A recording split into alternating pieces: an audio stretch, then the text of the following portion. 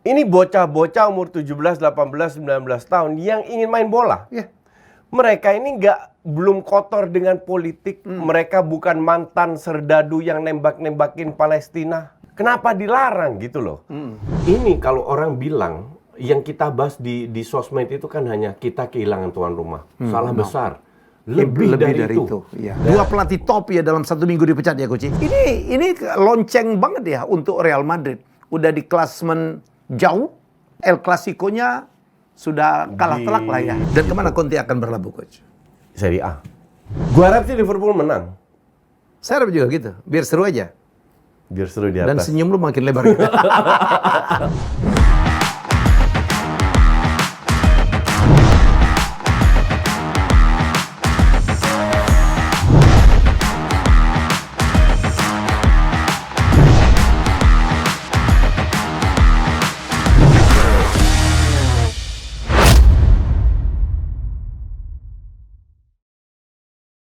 Ya, salam olahraga, dan hari ini saya sengaja pakai hitam karena saya pikir Indonesia berkabung ya dengan dicoretnya kita, dibatalkannya kita sebagai tuan rumah Piala Dunia U20 yang sangat kita nantikan untuk pertama kali Indonesia setelah zaman Hindia Belanda kita menjadi peserta Piala Dunia. Coach, gue tahu lo udah diwawancarain siapapun gitu.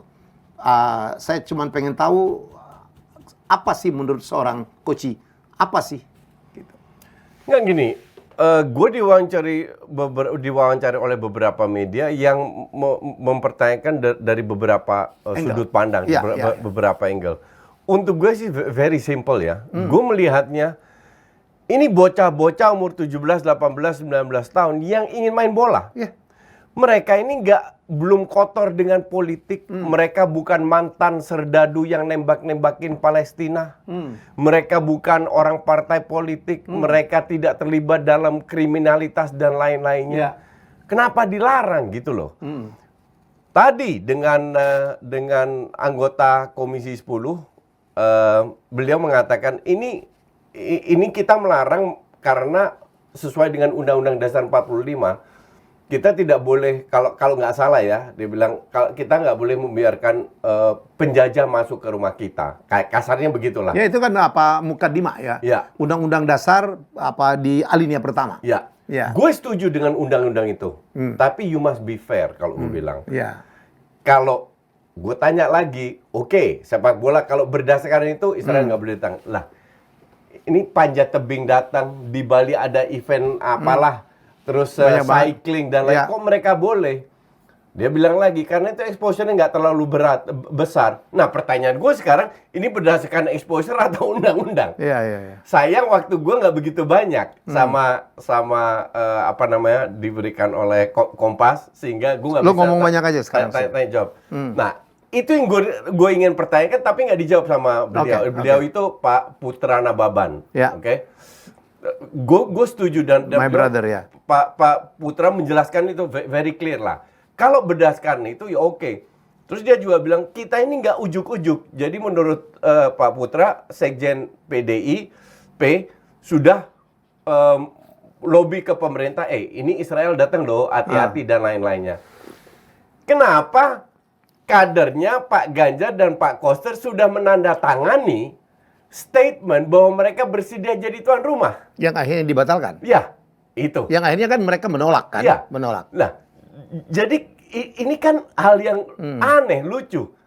Kalau seandainya tidak bisa dilakukan itu ya oke, fine. Larang Israel tahun lalu, bukan sekarang, tahun lalu kita mundur sebagai tuan rumah. Kalau kita bicara penjajah, ini juga gue tanya, nggak dijawab juga karena waktunya mepet. Rusia itu jelas-jelas menyerang Ukraina. Kok Rusia boleh masuk? Saudi Arabia sudah 5 tahun membombardir Yaman. Kok nggak pernah ada masalah soal itu? Ini double standarnya FIFA. Kita udah bahas ya kan? Tapi ini juga double standarnya Indonesia menurut gue. Kalau kita melarang penjajah masuk, that's okay. Gue dukung. Israel nggak boleh masuk, Rusia nggak boleh masuk, Saudi nggak boleh masuk. Amerika nggak boleh masuk. Amerika nggak boleh masuk. Ya kan? Ya harus konsekuen. Tapi ini politik, ini bukan ranah gue. Oke, gue nggak mau bahas terlalu dalam. Intinya adalah yang gue lihat sekarang Kalau exposure-nya tidak terlalu besar, Israel boleh datang. Dan itu sudah terjadi. Ya. Tapi kalau exposure-nya besar di sepak bola, nggak boleh datang. Gue pertanyakan, fine. Let's say gue bisa terima itu. Asumsi gue yang nggak paham politik, gue bisa terima. Sebagai rakyat jelata. Pertanyaan gue sekarang adalah, kita ini punya anak-anak yang jadi calon pemain bola. Yang mengharumkan Garuda di dadaku, yang akan mengharumkan nama Indonesia. Yang gue pikir talent kita sekarang bagus-bagus ya, Coach ya. Yang talentnya bagus-bagus. Mereka sudah latihan, sudah kerja keras. Dan mereka punya harapan tinggi mereka akan perform. Oke? Kenapa para orang pintar yang ngerti politik itu tidak mempertimbangkan ini? Kalau kita mau mendemo atau mencekam Israel itu banyak cara kok. Kalau gue jadi politikus, gue oke, Israel datang, Israel main, gue pasang tuh bendera, banner Palestina semua biar mereka kaget. Disorot oleh TV-TV dunia biar mereka lihat bahwa Indonesia mendukung Palestina. Itu gue bisa terima. Main lebih cantik, bukan dengan cara lu asal memban. Kenapa? Karena kita ini mengikuti bidding. Bidding ini proses lama. Pada saat kita mau menyelenggarakan event internasional level dunia, bukan Asia, bukan AFF, kita harus siap bahwa Israel bisa ikut. Iya, bukan berarti kita nggak nyangka dia lolos. Iya, kan konyol pernyataan kayak begitu, ya kan? Ini sekarang juga peluang untuk Indonesia, karena kalau asumsi ini jalan ya, jadi di Indonesia, gue yakin event ini sukses. Kenapa? Karena Erick Thohir yang pegang. Erick Thohir punya pengalaman dengan Asian Games, dan itu sukses. Ya kan? Dan gue yakin di bawah Erick Thohir, karena kebetulan Pak Erick ketua PSSI, ini event akan sukses juga. Tapi kalau seandainya kita tetap menyelenggarakan dan sukses, FIFA akan lihat peluang kita untuk menyelenggarakan Piala Dunia dewasa, senior itu akan lebih besar. Sekarang mah forget it. Sekarang forget it. Coach, gue potong. Emang memang sudah tidak ada kemungkinan ya? Tidak ada lagi kemungkinan akan kembali ke Indonesia? Nggak ada. Tidak ada lagi no lobby? Yang nggak mau kan Indonesia. Oh bukan dong, kita masih berharap jadi tuan rumah. Kedepannya. Bukan yang sekarang. Sekarang ada kemungkinan besar kalau yang nolak-nolak itu bikin statement kita salah, maaf dan lain-lain, kita tetap bikin Indonesia. Karena kan tuan rumah yang baru juga belum ditunjuk kan? Belum, segera. Tapi kalau seandainya, ini mepet banget, Bung. Iya, Mei. Cuman 1,5 bulan lah kasarnya. Iya. Kalau seandainya dalam 1,5 bulan tidak bisa, ini dipospon. Dan nama Indonesia tercoreng. Kalau menurut saya nggak tahu. Saya belum juga komunikasi dengan Erick Thohir. Ya kan? Apakah masih mungkin ada lobby gitu ya? Dengan perbaikan sikap, mungkin apa pernyataan dari pemerintah This is yang not about lobby, lebih firm. Enggak, Bung Helmi, it's not about lobby. Pada saat dan di sosmed yang beredar kan Ganjar dihajar. Tapi yang gue tangkap dari luar itu bukan statement dari Ganjar. Ganjar murni mengeluarkan statement ya, gue tidak setuju dengan Israel. Seperti ormas-ormas lain. Tapi statement dari Gubernur Bali, Pak Koster, yang mengatakan, kami masih trauma dengan bom Bali. Itu impact-nya dahsyat ke FIFA. Kalau lu masih trauma, artinya lu aja nggak bisa menggaransi bahwa tidak akan terjadi apa-apa di Bali. Kalau begini caranya, mending kita bubarin. Karena Israel juga trauma tahun 72 Olimpiade di Munich. Black September.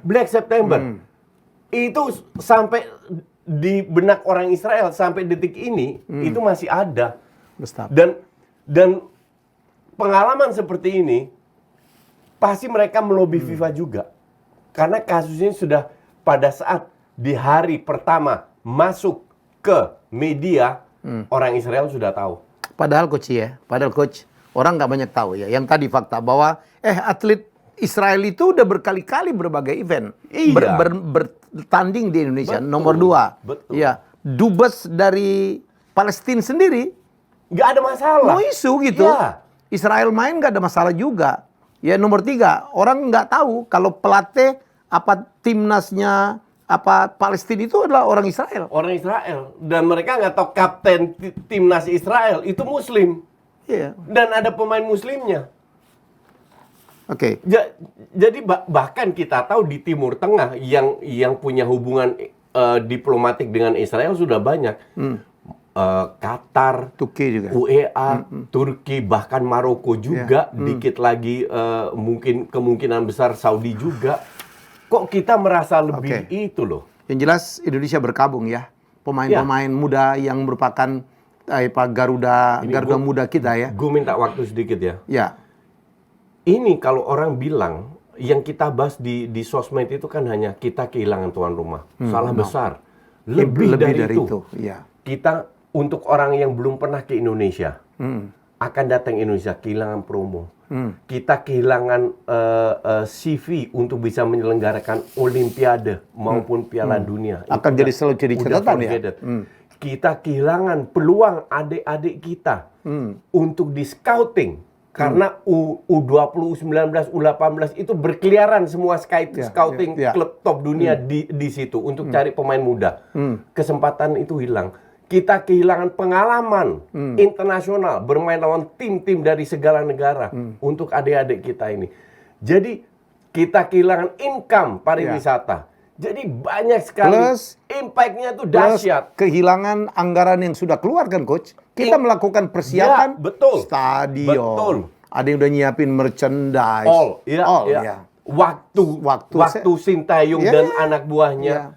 Saya dengar udah triliunan katanya keluar ya. Jadi ini bukan hanya sekedar kita tidak jadi tuan rumah, enggak.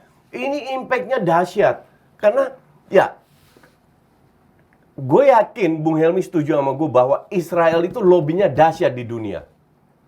Dibanding Indonesia. Dia punya orang dalam, coach. Exactly. Di mana-mana punya orang dalam.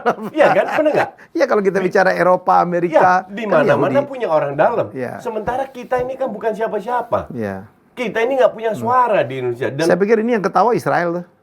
Rasain lo katanya. Israel tetap ikut kok. Tetap ikut kok. Lu nggak ikut, kita ikut. Kita jadi ikut nggak ya? Nggak ikut. Nah itu kan ini banyak belum tahu coach. Karena di surat juga tidak ini kan. Kita kan partisipan kan. I guarantee you kita nggak ikut. Partisipan. Oke, diganti tuan rumah. Katanya Peru. Apakah Indonesia masih tetap ikut? Gini. Asumsi yang menggantikan adalah negara yang sudah jadi peserta. Kan kehilangan satu. Kayak Argentina gitu ya. Argentina nggak ikut justru. Apalagi lah. Ya, whatever lah. Pokoknya dia mau jadi tuan rumah dan kebetulan dia udah lolos. Dan kekurangan satu negara kan. Nah ini diharapkan Menpora. Setahu gue caranya bukan begitu. Yang terjadi adalah skor tertinggi kali. Yang jadi tuan rumah ini runner up-nya siapa? Nah dia yang lolos. Oke. Jadi kalau gue baca wawancari dari Menpora, semoga FIFA berbesar hati yang jadi tuan rumah adalah peserta sehingga kita bisa ikut. Masih ada jatah satu ya. Teori dari mana lo gitu? Yang ada asumsi tuan rumah berhasil lah. Berhasil lolos, yang runner up atau yang nggak ikut di bawah berhasil itu negara apa? Karena berhasil lolos sebagai tuan rumah dan ini yang naik, bukan Indonesia. Saya dengar yang nge-play itu Argentina ya. Kemudian juga Qatar. Peru. Ya, Qatar mungkin. Ya, Qatar udah siap banget, coach. Ya. Secara infrastruktur. Siap. Ya. Dan mereka mah dari segala segi siap. Ya dong. Oke. Jadi sekali lagi saya nggak mampu ya berkata-kata. Saya kemarin cuma posting satu. Wah, shock banget kita. It's not only buat kita batal ya. Jadi implikasinya impact-nya itu besar sekali. Cuman kita nggak sadar aja. Lo tau nggak? Gue agak ketawa tuh. Di posting gue di IG gue bilang semoga kita belajar. Ada yang bilang belajar melulu. Ujiannya nggak pernah. Iya benar. Sebenarnya Bung Helmi, gue itu nggak pernah. Sebenarnya gue nggak mau bahas ini. Gue itu diminta sama media, gue lupa itu gue tolak. Karena gue bilang ini adalah masalah politis. Ranah gue sepak bola. Tapi karena terlalu banyak hoax beredar di Twitter dan lain-lainnya, gue harus bikin video, gue luruskan. Oke. Gitu.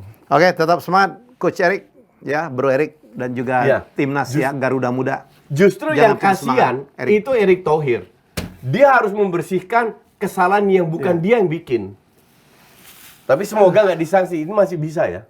Nggak tahu, kita belum tahu. Masih bisa disanksi. Semoga tidak disanksi ya. Semoga cuman tidak dibatalkan disanksi. doang. Ya, kalau disanksi pun Ya. ringan, Wow. administratif lah. Kalau sampai Liga 1 nggak boleh bergulir kan bisa Ya, ya. Itu kan itu wewenang FIFA kan. Enggak, kalau di ban liga tetap berjalan. Timnas yang nggak bisa keluar. Timnas bisa keluar. Timnas nggak bisa keluar, wasit kita nggak bisa bertanding di luar, klub-klub nggak bisa ikut AFC Cup dan lain-lainnya, tapi liga tetap berjalan. Apa salahnya atlet ya? Ya, sekali lagi semoga kita belajar terus. Coach, kita lompat dulu. Ini satu hal yang menarik ya. El Clasico. Tahun ini mereka ketemu 4 kali ya? Ya. 4 Ini kali. kelima. Ini kelima. Ya. Dan 3 kali Barca menang, sekali Madrid menang. ini lonceng banget ya untuk Real Madrid. Udah di klasemen jauh, nomor 2 jauh, 12 poin selisih, hampir parti Barca jadi juara. Semoga. Ya. Nomor 2 El Clasico-nya sudah kalah telak lah ya. Di Copa del Rey. Clasico kalah telak, dan di Copa del Rey leg pertama Barca menang. Main di Madrid, sekarang main di Barca. Cuman Madrid ini harus lebih pintar untuk memanfaatkan kekurangan Barca, yaitu 5 pemain inti gak main. De Jong, Pedri, Dembele, ditambah Christensen kemarin sama Araujo.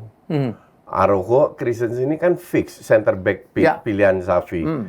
De Jong sama Pedri ada 2 pemain tengah, otaknya di tengah. Dembele itu di kanan, yang luar biasa ini nggak ada. Maka dari itu Xavi sebenarnya sedikit pada saat mereka kalah nih, Real Madrid atau Barca menang, mainnya itu nggak banget, parkir bis. Mainnya itu di babak kedua parkir bis. Xavi akhirnya sedikit minta maaf. Dia bilang ini bukan keinginan gue main kayak begini. Tapi karena kualitas pemain gue ya nggak banyak. Oke.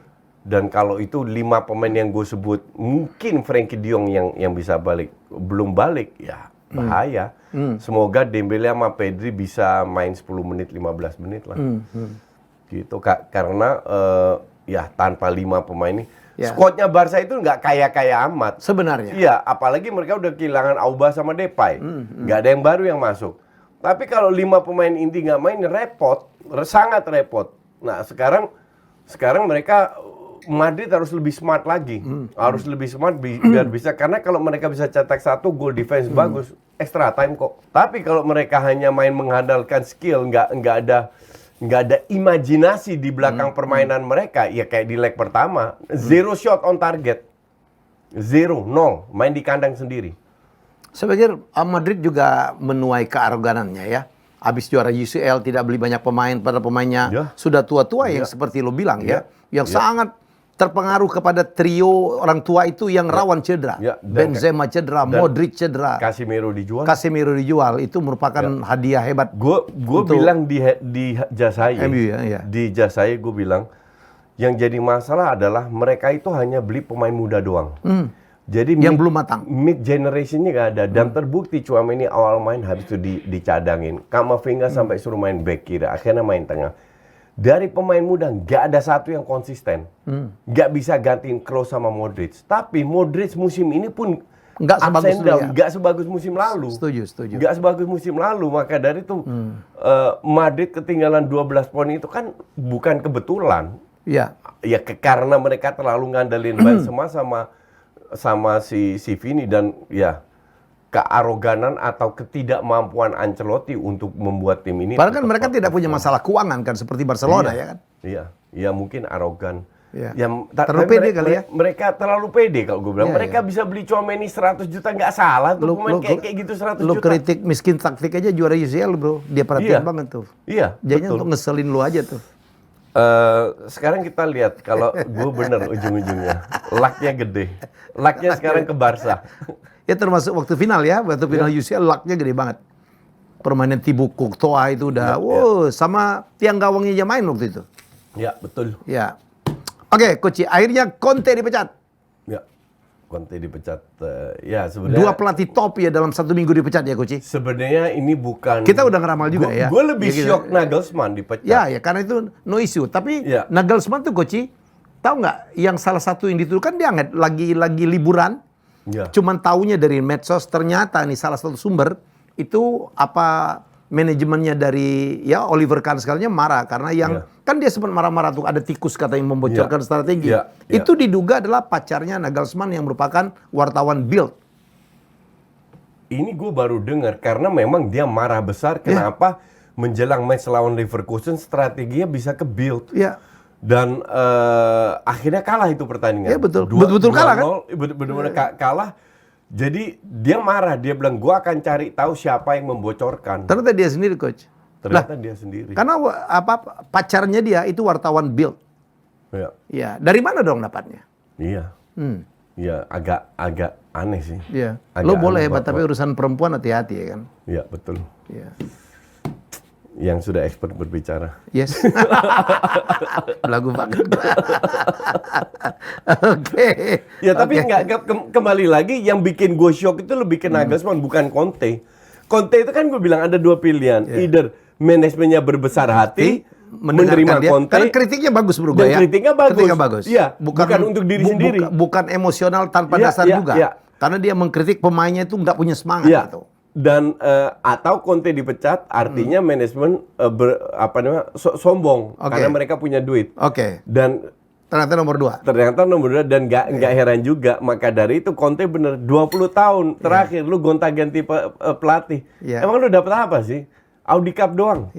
Mourinho aja, Mourinho dengan Conte itu kan spesialis piala kan? Iya.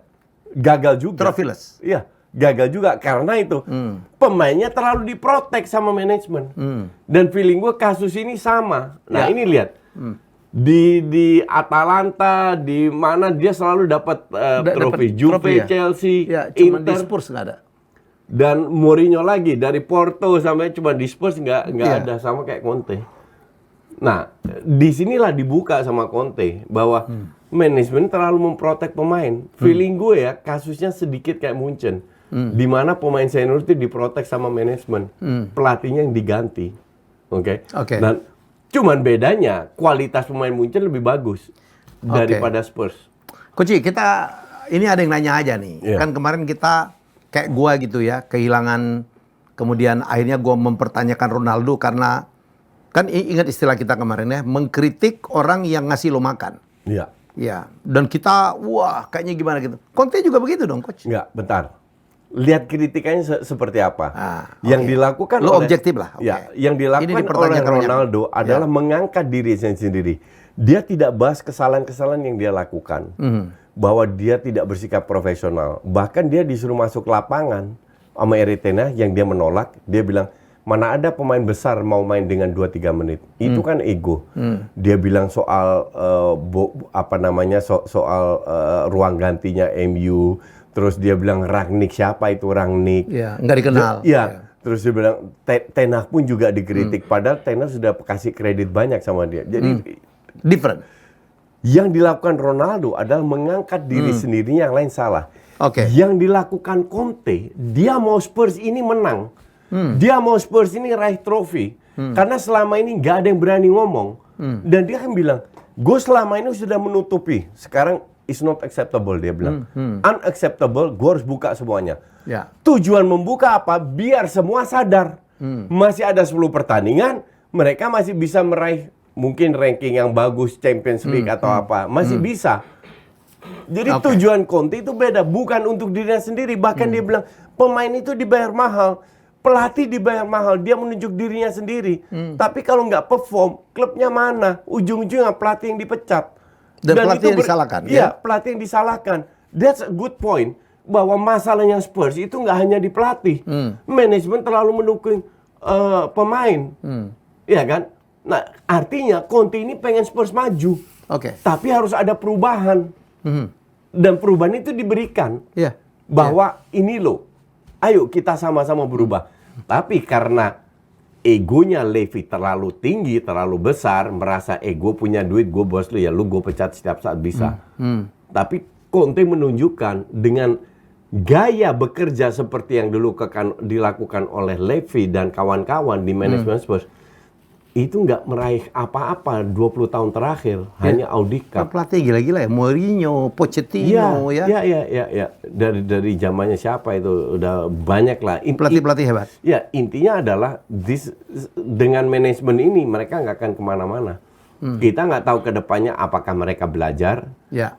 Bahkan gue berani bilang ya, Lloris, Eric Dyer, Kane, Son itu harus dibuang, dijual. Harus dibuang. Harus dibuang. Atau merekanya akan keluar. Ya, whatever, itu harus dijual, harus dibuang. Mendingan ganti baru ya? Minimal masih dapat fresh start. Nggak ada yang mendominasi. Kayak dilakukan oleh Ten Hag di MU ya? Kayak Ten Hag di Bila MU. perlu pemain-pemain nggak terkenal deh. Iya. Nggak ada yang merasa paling senior. Dulu Maguire, apa Captain, betul. abadi gitu. Kalau Maguire kan belum lama juga di MU, masih oke. Nah ini kan udah lama banget nih. Dan mereka nggak selalu perform juga. Nah ini harus digeserkan. Karena banyak tim yang nggak ada Harry Kane pun mereka juara kok. Justru Harry Kane-nya nggak pernah menang apa-apa. Iya kan? Nah tindakan ini apakah manajemen Spurs berani melakukan itu? Gue nggak yakin. Jadi cari pelatih baru, pelatih yang seperti Erik ten Hag yang dapat suara untuk pembelian pemain. Ten Hag kan sebelum masuk MU dia bilang mensyaratkan itu ya. Ya, oke, gue mau tekan untuk MU, tapi gue harus punya suara untuk mendatangkan pemain. Nah ini harus boleh sembarangan. Next pelatihnya Spurs harus melakukan itu. Siapa coach menurut lo? Siapa yang akan memimpin menjadi manajernya Spurs? Ya gue nggak tahu. Lo kan biasanya ada cenayang-cenayang gitu coach. Gue orang gosipnya kan Nagelsmann. Gue bilang Nagelsmann bego kalau ke Spurs. Bukan karena gue anti Spurs ya, bukan. Iya. Nagelsmann sama Spurs. Kecuali manajemennya berubah ya. Ya enggak. Dan sekarang ini sisa 10 pertandingan. Iya. Iya kan? Mending sekarang selesaikan dulu.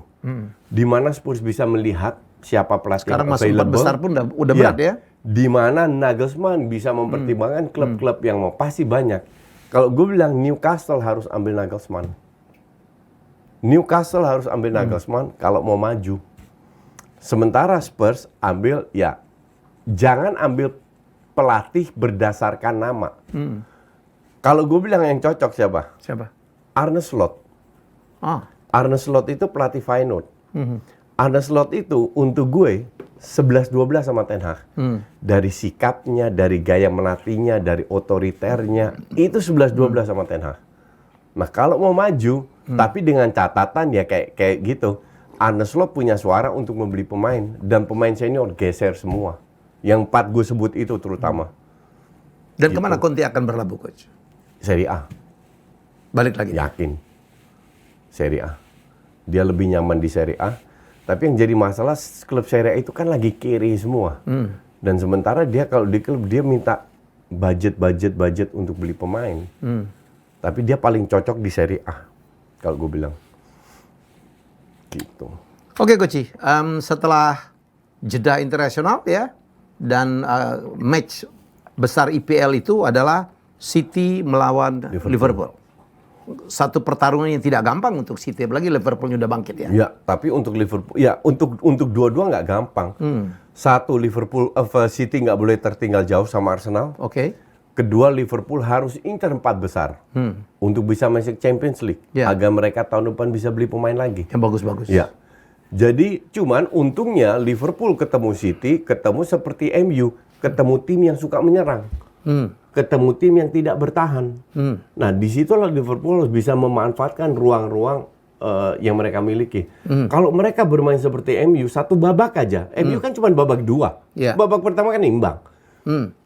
Kalau mereka bisa efektif kayak di babak kedua kayak lawan MU, itu bisa banget mereka menang.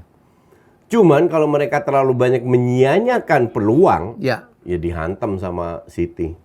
City ini nggak perlu banyak peluang, tapi gue lihat City ini masih nggak stabil. Masih nggak stabil? Masih nggak stabil. Mungkin akhir-akhir ini mereka sering menang terus, tapi itu faktor Haaland ya?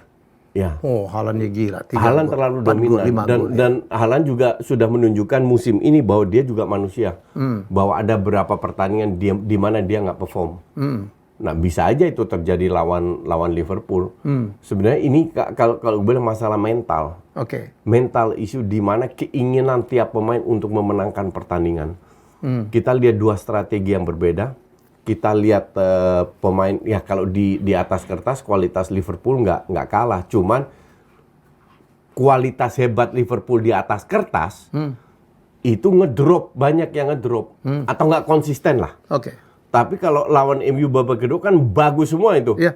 Every shot kasarnya 1 gol lah. Iya kan?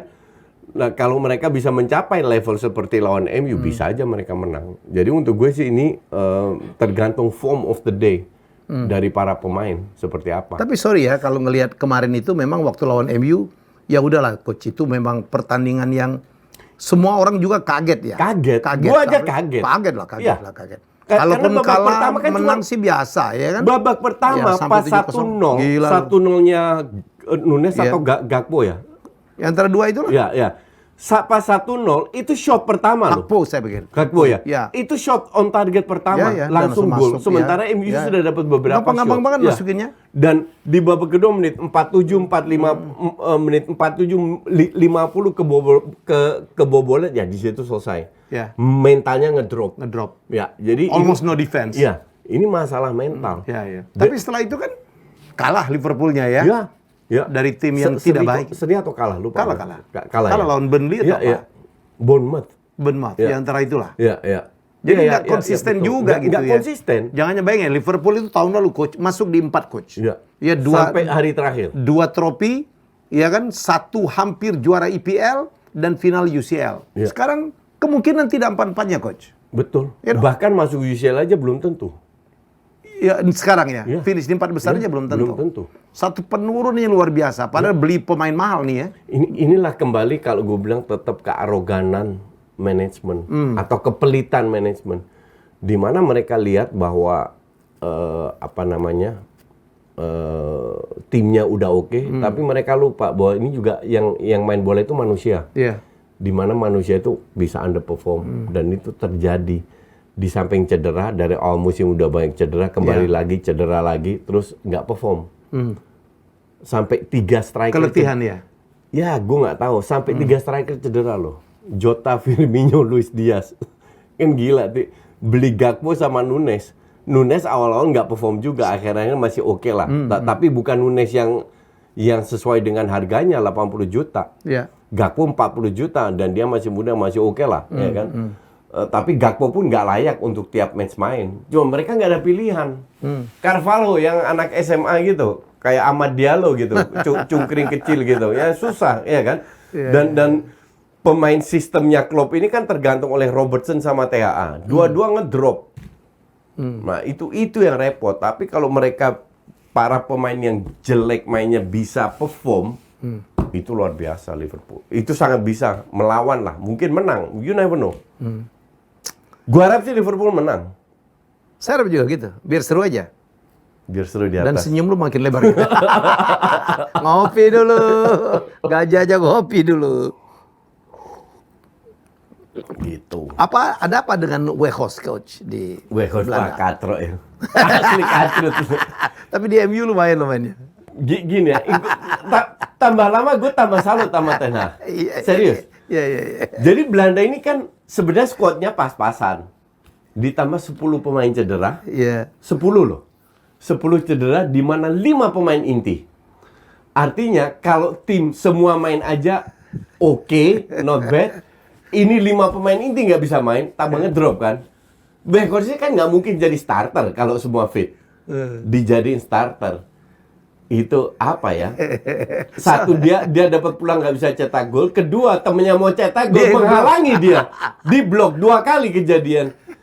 Gue bilang, inilah hebatnya Ten Hag. Dia sudah beli atau dia loan ya? Dia loan. Loan. Karena memang dia nggak ada pilihan, nggak ada budget untuk beli pemain. Nggak ada budget, harga murah banget. Harga murah banget. Mainnya lumayan loh. Dan dia nggak mungkin dimainin di sebagai striker karena susah cetak gol. Akhirnya dimainin sebagai nomor 10 dan berkontribusi. Oh iya coach. Makanya dan starter terus loh. Iya, menit 60 70 diganti. Kan dia tuh ganti Ronaldo. Karena habis. Martial cedera. Lo mau ngapain coba? Iya. No striker dia itu. Iya. Dia lumayan loh buka ruangan, jadi wall pass ya kan. Iya, bagusnya cuma itu. Padahal dulu waktu dia di Wolfsburg Itu sering cetak gol loh. Waktu lawan Argentina cetak 2 gol dia. Berkat dia kalau nggak sampai extra time. Ya kemarin kan dia sempat Iya. 2 gol kan. Tapi kalau nggak tahu musim ini hancur-hancuran. Siapa bilang coach? Dia katanya kalau ditambah per setengah jam aja lagi itu nggak bakal gegolin juga. Itu Khalid atau Kombasten lupa gue. Saking sebel. Iya, tapi gue juga sebel karena ya ini timnas Belanda, main tim gitu ya. Lihat anjrit main kayak begini parah banget. Jadi yang hebat tuh Ten Hag-nya ya. Gitu. Iya. Ten Hag tuh bisa ngeliat potensi pemain coach. Iya, betul. Tomina tiba-tiba mencetak 4 gol coach. Ya, Dan tapi tiba-tiba kita dapat kabar bahwa ternyata dulu waktu di academy dia tuh striker. seriously percaya gue ya. Iya. Scotland itu hancur mainnya. Oke. McTominay cetak 2 loh, guys. Kalau Scotland hancur, Spanyol sampah mainnya. Iya. Gue sampai Spanyol berpikir 2-0 ya, gue sampai berpikir, ini kapan terakhir gue nonton Spanyol sehancur ini? Itu kayaknya akhir tahun 80-an, awal 90. Di mana era-eranya Spanyol itu mungkin sebelum generasinya Emilio Butragueño keluar kalau ya, akhir 80-an ya. Emil Butragueño habis itu kan Raul, ya kan? Iya. Ya sekitar di era-era itulah, di mana Spanyol itu jelek banget. Iya. Itu kayak kemarin. Betul. Dan yang bikin gue nggak masuk akal, mereka menang lawan Norway, mainnya juga hancur. Itu beruntung menang lawan Norway lewat 2 gol jatuh dari langit dari Jose Lu, pemain 32 tahun yang melakukan debutnya. Kalau lu sebagai pelatih memberikan debut kepada pemain umur 32 tahun, something wrong with your team. Iya dong? Nah, menang, oke. Kalau kualifikasi yang penting menang kan? Karena yang penting lolos. Kualifikasi kedua, lawan Scotland. Dia eksperimen loh. Dia punya Balde disuruh pulang, dia punya Xavi dicadangin, Nacho dicadangin, Carvajal dicadangin. Dimainin, gue nggak ngerti line apa-apa. Sampai lu tahu apa yang gue lakukan? Sebelum pertandingan ya, gue screenshot, gue posting ke Twitter. Gue tulis, gue caption, kalau kalian fans Spanyol lihat line up kayak gini mau nangis nggak sih? Itu line up-nya parah. Ceballos, you know Ceballos dong, yang dibuang sama Arsenal, itu main dari starter nomor 10. Jose Lu striker. Kiri I don't know siapa lah, pokoknya amburadul semua lah. Seriously amburadul. Terus ternyata dia melakukan eksperimen. Gue bilang eksperimen itu kayak Jerman lawan Belgia, friendly match. Jerman kalah, Belgia setengah lebih pemain muda, Jerman juga banyak pemain muda. Nggak ada masalah, mau kalah 2 juta nol pun santai aja. Friendly. Karena itu friendly. Ini kualifikasi, mau eksperimen, ini otak pelatih taruh di mana ini? Meremehkan kan, Scotland emang baru bapuk. Tahu akurasi passing Scotland berapa? 63%, udah kayak Liga 1 tuh. Liga 1 itu sekitar itu 50-60.